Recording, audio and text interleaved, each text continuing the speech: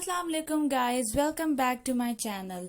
तो आज हम बहुत ज़्यादा बात करने लगे हैं एक टॉपिक पे, लेकिन इससे पहले मैं बता दूं कि मैं क्या करने लगी हूँ। मैं बस थोड़ा सा सैलेड काटने लगी हूँ लंच के टाइम के लिए। तो मैंने थोड़े से खीरे ले लिए, कैप्सिकम ले लिया, मैंने कैबिज भी ले ली, मतलब गोभी, वो भी कॉलीफ्लावर वाली कैबिज नहीं, कैबिज तो बंद गोभी होती है। ओके, और दूसरा मैंने प्याज ले लिया, तो उसको बस मैं छोटा छोटा काट दूंगी। अब मैं बात किस टॉपिक पे करने वाली हूँ। मैंने आज सुबह उठते साथ मुझे ये पता चला कि पाकिस्तान में कुछ होने वाला है। क्या होने वाला है? यूट्यूब बैन होने वाला है। कहना बहुत आसान है, सुनना भी बहुत आसान है, लेकिन हजम करना बिल्कुल आसान नहीं है। क्यों? इसके पीछे बहुत सी वजूहत है। मैं इसी पे थोड़ा बात करूंगी और आप लोगों के साथ भी शेयर करूंगी, क्योंकि मैं बिल्कुल इसके अगेंस्ट हूँ। ऐसा नहीं होना चाहिए, क्योंकि देखें, हर चीज के फायदे भी हैं और नुकसान भी है। डिपेंड करते हैं कि लोग उसको किस तरह यूज कर रहे हैं, कैसे यूटिलाइज कर रहे हैं। अब ये कहना कि YouTube पे हाँ इतनी अच्छी वीडियो, ये तो बहुत आसान है बनाना, ऐसा बिल्कुल भी नहीं है। पहले मुझे भी लगता था कि इसमें क्या है, बस ऐसे कर लिए, कैमरे को ऐसे घुमा लिए, वैसे कर लिया और बस वीडियो बन गई और बस डाल दी। जब मैं इस फील्ड में अब आई हूँ तो मुझे पता चलता है कि आपकी एक वीडियो पे कितनी मेहनत लगती है। वो छोड़े चले, मैं तो अब आई हूँ ना इस फील्ड में। वो देखें कि पाकिस्तान के ऐसे टैलेंटेड टैलेंटेड लोग हैं जिनके या तो टेक्नोलॉजी का चैलेंज है या फिर उनका किसी कुकिंग का चैलेंज है। चैलेंज कह रही हूँ, उफ़ल्ला क्या हो गया, लगता है दिमाग पे सवार कर लिया न्यूज को। मेरा मतलब है चैनल है। तो मैंने ऐसे लोग देखे जिन्होंने जीरो से स्टार्ट लिया और उनको 5 साल, 3 साल, 2 साल तो कहीं गए ही नहीं है सक्सेस हासिल करने में। तो खुद सोचे कि एक बंदा जिसको अब आके सक्सेस मिली हो और वो ये न्यूज सुन ले तो उस पर क्या गुजरेगी। तो अगर बंदे ने डिप्रेशन का नहीं भी शिकार होना तो वो हो ही जाएगा, अगर उसकी कमाई का जरिया सिर्फ वो होगा। तो अब मैं आप लोगों को बताती हूँ कि और इसके क्या नुकसान और फायदे हैं, क्यों ये बैन किया जा रहा है। तो इस पे थोड़ी सी बात कर लेते हैं। अब सुनने में ये आता है कि कुछ ऐसे बुरे कंटेंट्स हैं या फिर ऐसे प्रोपागेंडास क्रिएट किए जा रहे हैं जिन पे वीडियोस बनाई जाती हैं और वो यूट्यूब पे डाल दी जाती हैं, तो उन पे बहुत ज़्यादा व्यूज़ आते हैं, बहुत ज़्यादा नेगेटिविटी फैल रही है। तो देखिए, जहाँ पे नेगेटिविटी फैल रही है वहां पे आप ये भी तो देखें कि पॉजिटिविटी का ग्राफ कहाँ पे जा रहा है। तो बजाय इसके कि आप ऐसा पूरा जड़ से उखाड़ के एक चीज को खत्म कर रहे हो, आप यूट्यूब बैन कर रहे हो, आप उसके लिए कोई पॉलिसीज क्रिएट कर सकते हो या फिर आप लोग कोई और फर्दर स्टेप्स ले सकते हो। या जो भी यूट्यूबर यूट्यूब पे जो टेक्नोलॉजी क्रिएटर्स वाले हैं जो पाकिस्तान के हैं, तो आप लोग उनकी हेल्प ले सकते हो। वो आप लोग को बहुत अच्छी सजेशंस दे सकते हैं, या वो आप लोग को ऐसी कोई वेबसाइट, कोई एप्लीकेशन ऐसा कुछ डिजाइन करके दे सकती है जिसके थ्रू आप लोग अपनी पॉलिसीज को या रूल्स को उसमें आप लोग ऐड कर दो। तो इस तरह से आप लोग यूटिलाइज कर सकते हो अपनी यूथ को। उनका भी ये होगा कि एक्सपीरियंस हो जाएगा, उनका जो स्किल्स होंगी वो बाहर उभर के आएंगी और नतीजे में क्या होगा, हमारी मुल्क को ही कामयाबी मिलनी है ना, किसी और को तो नहीं मिलनी। बजाय इसके कि आप ये कह रहे हो कि आप फुली यूट्यूब को बैन कर दो, तो ये बिल्कुल एक जेन्युइन अच्छा सा स्टेप नहीं है, बल्कि आपको इसके प्रिकॉशंस लेने चाहिए कि इसके पीछे इसकी क्या प्रिकॉशंस हो सकती है, हम लोग इस चीज को कैसे कंट्रोल कर सकते हैं। क्योंकि आज इस न्यूज के बाद मैंने बहुत सर्चिंग की और मैंने एक ऐसा चैनल देखा पाकिस्तान का जिसको 10 इयर्स, 10 इयर्स बहुत बड़ी बात होती है, 10 इयर्स हो गए हैं उसको यूट्यूब पे करने में, अपना चैनल चलाने में। तो ऐसे और भी बहुत से मेरी इंस्पिरेशंस है जिनकी वजह से मैंने अपना यूट्यूब चैनल शुरू किया। जिन्होंने जीरो से स्टार्ट लिया था उनको भी 3 से 4 साल तो लगे ही लगे हैं। तो मतलब उन पे क्या गुजरेगी। और ये सोचें कि जिनका कमाओ पूत, मतलब जिनको यहाँ से अर्निंग मिल रही है, वो उनका यही सोर्स है, तो उनका क्या बनेगा। तो इसलिए मैं तो कहूंगी कि मतलब हमें सजेशंस ये देनी चाहिए, या अगर आप लोग को लगता है कि आप लोग किसी तरह से कोई हैशटैग्स इंस्टाग्राम पे यूज कर सकते हो या कुछ भी, तो उस तरीके से हमें अपना मैसेज पहुंचाना चाहिए कि मतलब नहीं बैन होना चाहिए, क्योंकि ये बहुत बड़ा स्टेप है। क्योंकि आज से कुछ साल पहले भी ये हुआ था कि पाकिस्तान में यूट्यूब को बैन कर दिया गया था, और उसका नतीजा ये कि आज हम लोग अपनी वीडियोस की क्वालिटी के लिहाज से और उनके बनाने, कंटेंट को बनाने के हिसाब से बहुत पीछे हैं। तो उसकी वजह यही है कि 5 साल, 4 साल कम नहीं होते जिनमें कंट्रीज ग्रो कर जाती हैं और हम लोग उसी वजह से पीछे रह गए हैं। इवन अब तो विलेज के लोग भी हैं जिन्होंने अपने यूट्यूब के चैनल्स बना लिए हैं, और जिस वजह से उनके माशाल्लाह से हालात बहुत बेहतर हो गए हैं। तो मतलब अगर वो मेहनत कर रहे हैं और वो लोग वीडियोस बना रहे हैं, किस लिए बना रहे हैं? हमारे लिए बना रहे हैं, हमें आप लोग के लिए बना रहे हैं। हम लोग ही उनसे कुछ सीखते हैं, हम ही उनसे इंस्पायर होते हैं। तो मतलब वो इतनी मेहनत करते हैं, तो ये भी तो हलाल रिस्क का एक जरिया ही है। तो मतलब मुझे तो होता है कि अब आप लोग दुआ ही करें कि इंशाल्लाह ऐसा कोई स्टेप ना लिया जाए, बल्कि कोई पॉलिसीज या कोई रूल्स बना लिए जाएं, ताकि बिल्कुल जड़ से ना उखाड़ा जाए, क्योंकि ये कोई सोल्यूशन नहीं है किसी भी प्रॉब्लम का। इवन आप लोग खुद अपने आप को डेली लाइफ में, मतलब डेली रूटीन के हिसाब से आप लोग अपने आप को इमेजिन करना शुरू कर दें कि आप लोग को कुछ भी समझ ना आ रही, या आप लोग को किसी चीज़ के बारे में सर्च करना हो, तो आप लोग सबसे पहले यूट्यूब पे ही जाके सर्च करते हो। इवन पाकिस्तान की जो न्यूज़ होती है कैसे पता चलती है? यूट्यूब पे ही वीडियोस डलती है ना। जैसे जियो के, जैसे हम टीवी के ड्रामा सब यूट्यूब के थ्रू ही देखा जाता है ना। तो वो मतलब उनको नुकसान तो नहीं है, उनको फायदा ही हो रहा है ना हमारी कंट्री को। लेकिन मतलब नहीं क्यों, जैसे अब अगर आज मुझे कुछ समझ नहीं आ रही, या मुझे कोई चीज़ की समझ नहीं आ रही, जैसे मैं कुकिंग का कुछ नया उठा के ले आई हूँ, मुझे उसकी रेसिपी नहीं मिल रही, तो ऑब्वियसली मैं सर्च करूंगी और मैं यूट्यूब का देखना शुरू कर दूंगी कि उसमें किसी ने जो भी सबसे ज़्यादा इजी रेसिपी दी हो तो मैं वो कर लूँ, वो उस तरह बना लूँ। तो इस तरह बहुत फ़ायदा हो जाता है यूट्यूब से। मुझे लगता है बहुत आसानी है आजकल की, सिर्फ पाकिस्तान तो क्या, मुझे लगता है पूरी दुनिया, बल्कि बच्चा बच्चा, बड़ा बड़ा, बूढ़ा बूढ़ा, हर कोई यूट्यूब पे डिपेंडेंट है। अगर एक कैटेगरी के हवाले से नहीं तो किसी और हवाले से। तो जहाँ पे नुकसान है वहाँ पे फ़ायदा भी बहुत ज़्यादा है।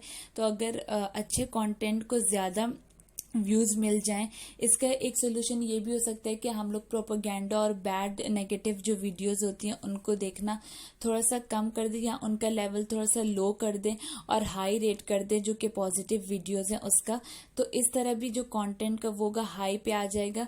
क्योंकि अगर यूट्यूब इन केस बैन हो भी जाते हैं तो जो भी प्रोपेगेंडा वाले हैं, जो भी नेगेटिव कॉन्टेंट्स हैं, उनको क्रिएटर्स हैं, उनको कोई भी नुकसान नहीं होने वाला, क्योंकि वो वीपीएन को यूज करके या कोई भी और सोर्स यूज करके या किसी तरह भी अपनी पिलाई, मतलब इधर उधर की पिक्चर्स को एक साथ करके वीडियो बना के किसी भी चीज के थ्रू वो लोग अपलोड कर देंगे, तो उनको तो कोई नुकसान नहीं होने वाला। लेकिन जो बेचारे पॉजिटिव और जो इतने अच्छे कंटेंट क्रिएटर्स हैं, जिनको इतनी मेहनत लिखती है अपने एक एक वीडियो पे, उनको बहुत मुश्किल हो जानी है। तो बस ये एक न्यूज़ थी मुझे जो शेयर करनी थी और मुझे फील हुई। तो आप लोग भी अपनी राय ज़रूर शेयर करना मेरे साथ कमेंट्स में कि आप लोग क्या सोचते हो कि ऐसा कोई स्टेप लेना चाहिए क्या, ऐसा जेन्युइन स्टेप है ये लेना या नहीं। तो उसके बाद हम थोड़ी सी बात कर लेते हैं। आप लोगों ने मेरी वीडियो में देख लिया होगा कि मैं आप लोगों को शॉपिंग मॉल में नज़र आ रही हूँ। मैं आई हुई थी शाहीन में, रयान में जो शाहीन खुला है वो 3 स्टोरी शाहीन है। उसमें लाइक फर्नीचर का भी सब कुछ है, घर का भी, मेकअप का भी, ज्वेलरी का भी, हर छोटी चीज़ से लेके बड़ी चीज़ तक वहाँ पे सब कुछ था, अवेलेबल था, वैरायटी थी। इतनी ज़्यादा लाइटनिंग्स थी कि मुझे बहन ने घर से ही बोल दिया था कि तुम वहाँ जाओगी तो तुम पागल हो जाओगी, तुम इसलिए अपना वॉलेट खाली लेके जाओ। तो बिल्कुल यही बात हुई कि मैं जब वहाँ पे एंटर हुई, मैं वाकई लिटरली पागल होने वाली थी।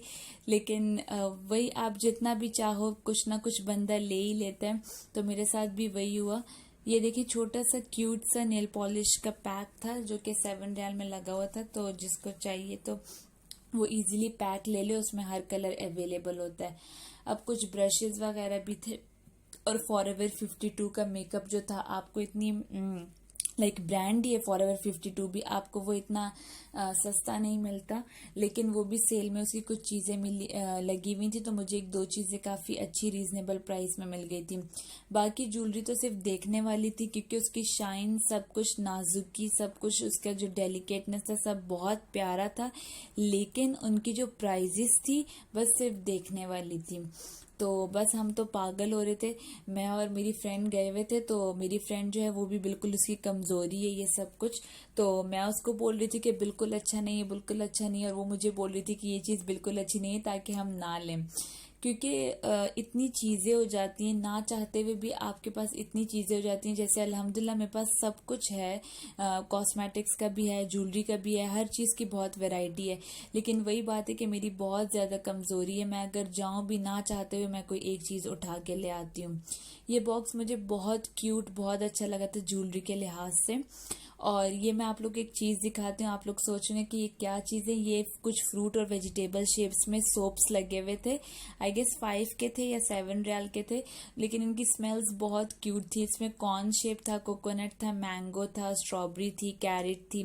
तो इस तरह के डिफरेंट उसमें थे। तो मुझे जब मेरी फ्रेंड ने कहा कि ये सोप है, मैंने कहा तुम ऐसे ही बोल रही हो, कहती सीरियसली ये सोप है, तुम अपनी वीडियो के लिए भी रिकॉर्ड कर लो। तो बस ये मैं आप लोग के लिए एक एक करी थी। ये क्यूट से इसमें ग्रेप्स भी लगा हुआ था। तो चीज़ें बहुत ज़्यादा थी, आंखें बाहर को आ रही थी। गिफ्ट्स के लिहाज से भी बहुत अच्छा था। और बाकी मतलब अगर सिर्फ देखने जाना है तो ज़रूर जाएं, लेकिन कुछ उठा के ना लाएं। ये देखिए, ये इतना क्यूट पेंडेंट था, मुझे लगा बहुत रीजनेबल होगा, लेकिन जब मैंने पीछे इसकी प्राइस देखी तो वो तो 30 से भी अबव थी। तो मतलब चीज़ें बहुत एक्सपेंसिव लगी मुझे।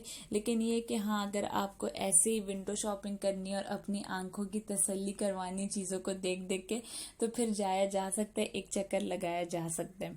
क्योंकि शाहीन का ये है ना कि यहाँ पे इतनी वैरायटी है कि आपको जो भी चीज़ कहीं और से नहीं मिलेगी ना, वो आपको शाहीन से मिल जाएगी।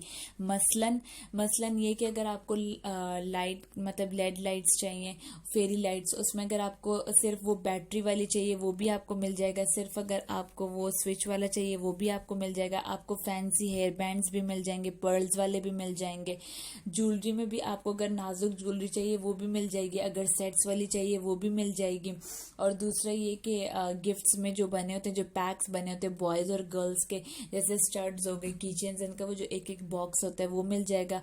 बहुत अच्छी शेप्स के परफ्यूम्स आपको मिल जाएंगे। कैंडल्स की बहुत वैरायटी है, डेकोरेशन पीसेस की बहुत वैरायटी है। ये बहुत क्यूट था, बहुत क्यूट था। लाइक वो नहीं होता वो जो टाइमर जैसे पुराने ज़माने में यूज़ किया जाता था, इसको टाइम के लिए यूज़ किया जाता था कि 5 मिनट्स में इसका ये पाउडर ख़त्म होता है, ये पानी ख़त्म होता है। तो उसमें ये एक न्यू आए हुए थे क्रिस्टल वाले, इसमें अंदर स्टार्स भी थे और शाइन सब भी था। तो ये बहुत क्यूट लग रहा था। इवन मुझे सिस्टर ने मेरी बर्थडे में भी गिफ्ट किया है। बहुत प्यारा है, बहुत प्यारा है और रीजनेबल भी है। तो इस तरह ये सारे आप देख सकते हो कितने प्यारे प्यारे डेकोरेशन पीसेस, घड़ियां इतनी प्यारी अल्लाह के नेम वाली, खाना काबा, सब कुछ माशाल्लाह माशाल्लाह बहुत खूबसूरत क्रिस्टल्स और फैंसी उससे बना हुआ था।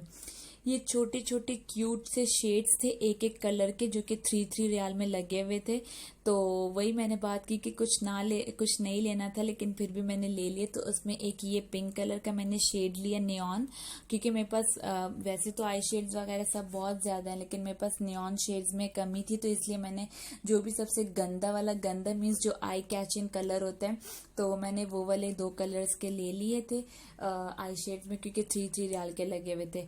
अब मुझे पता चला, क्योंकि मुझे भी आज ही पता चला कि मतलब शाहीन में 3 स्टोरी है, जबकि मैं एक बार पहले भी गई हूँ, लेकिन मुझे ये नहीं पता था कि वो 3 स्टोरी है। तो अब मैं ऊपर जा रही हूँ कि ऊपर क्या पड़ा हुआ है। वैसे तो मुझे बंदे ने बता दिया कि ऊपर इलेक्ट्रॉनिक्स है, लेकिन वही बात है कि आप कहीं जाओ और दिल की तसल्ली ना करके आओ, तो ऐसा तो हो ही नहीं सकता।